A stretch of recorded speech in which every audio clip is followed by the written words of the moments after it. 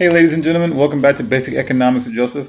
Today's topic of discussion is going to be Allen Iverson's $32 million endorsement, past, present, and future.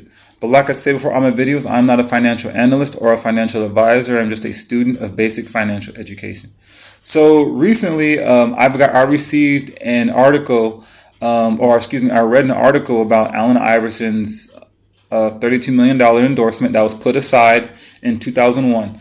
And he can't touch it until he's 55 years old. Right now he's 46. The reason why is because someone in his circle kind of knew he used to live the flashy YOLO life, and in the article I read that he would spend all of his his money in cars and clothes, food.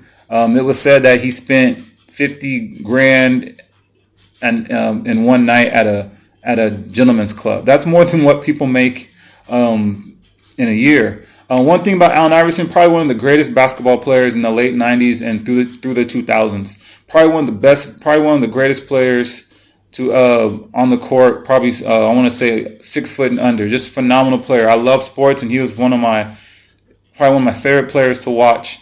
I used to watch him play against the Lakers.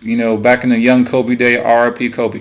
But anyways, ladies and gentlemen, what I did was I took what that $32 million in 2001 was, what it would be in different entities instead of just staying in cash. As you guys know, cash is a depreciating asset. And so I took it and I measured against certain other assets and equities. And so I measured it against the S&P 500, I measured it against the Dow Jones Industrial Average. I measured it against silver and gold.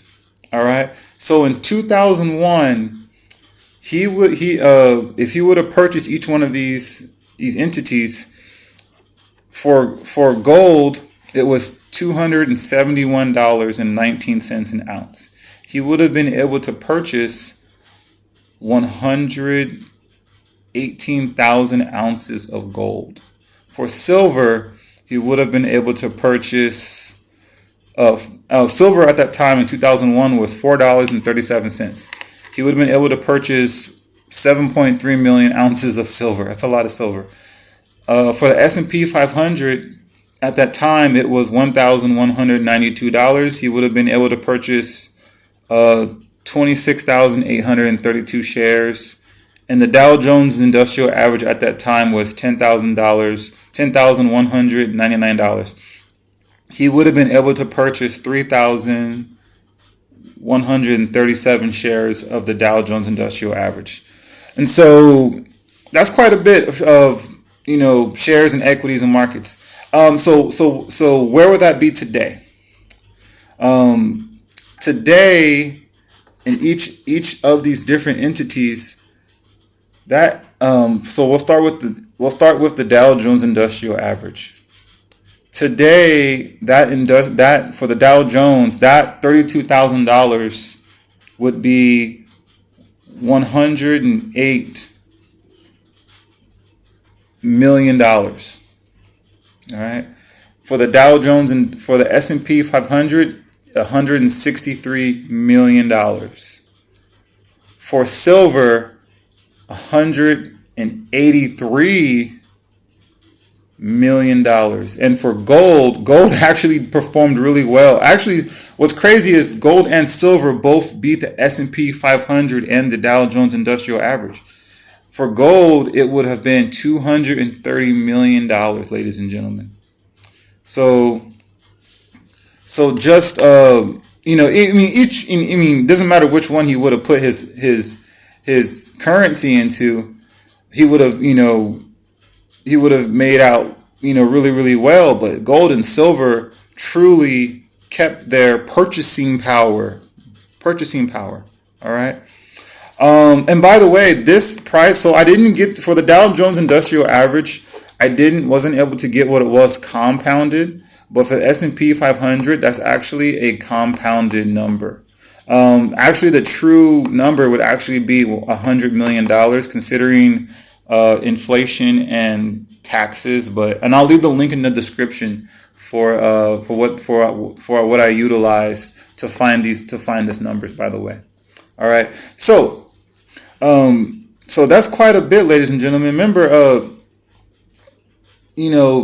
not everybody thinks in terms of, they whoever was in a circle, they protected him because obviously they saw him just blowing his cash, but they protected him. But so on the backside, where would these numbers be today? So for that same $32 million today, as far as purchasing power, he would have to have $51 million to get the same amount of purchasing power off that $32 million back in 2001. All right. Now, where is that? Now, how much is that $32 million worth today? $12 million. And I did these numbers, ladies and gentlemen, back and forth, and just to triple check and double check. You can check if you want as well. I actually had a co-worker of mine, a friend. I was like, he was sitting over my shoulder, and I was like, "Hey, man, are these numbers accurate? Are they?" He's like, "Yeah, man." He's a math guy too, and this is pretty simple math. Something you can use with a calculator and do a little bit of research.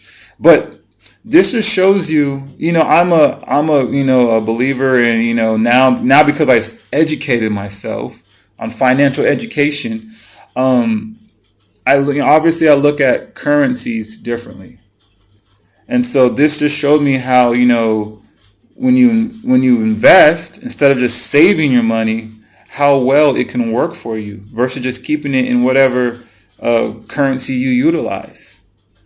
But obviously, gold and silver destroyed the stock market because they kept up with, remember, gold and silver accounts for currency that's printed. All right. But anyways, ladies and gentlemen, let me know what you guys think. All right.